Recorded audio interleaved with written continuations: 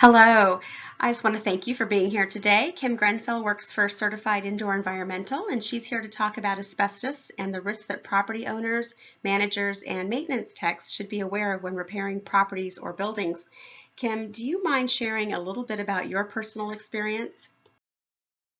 My dad, unfortunately, we lost him back on August 1st of 2017, and we actually lost him to asbestosis, which I have to say, being by his bedside to the end is not a good way for anybody to go who's struggling for their last breath.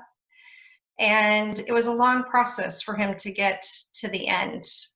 Why I feel it's so important to educate people on asbestosis and asbestos material and the health concerns related to it. Can you tell us a little bit about his occupation and what he did?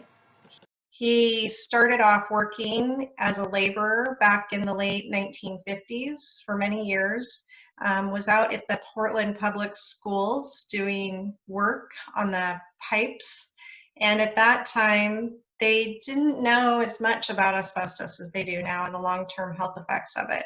My dad worked on a daily basis in the pipes and the materials that surrounded those pipes to make repairs, and while doing so was heavily exposed to asbestos.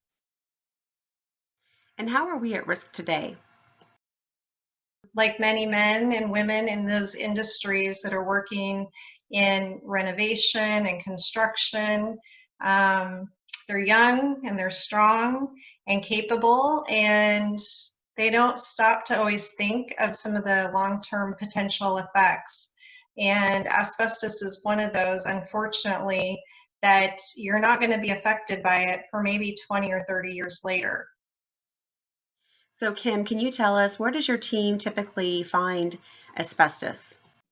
So asbestos is in a lot of our building materials, and so many so I think that many are unfamiliar with. And you can see here that there's a long list of building materials that you should be aware of when doing projects, whether in your residential property or in a commercial building. That is a long list. So if we're not sure if it has asbestos, what would you recommend?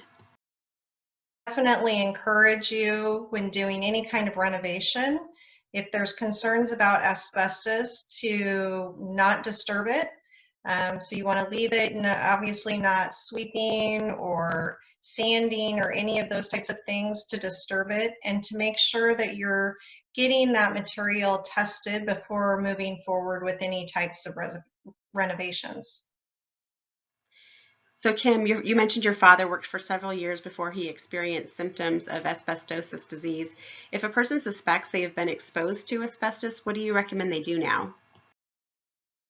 I think the best thing they can do is simply see their doctor and get a health record of it, get their lungs tested, and monitored it over time. Certified Indoor Environmental provides asbestos testing and removal. Can you tell us how much it typically costs to test for asbestos or remove it?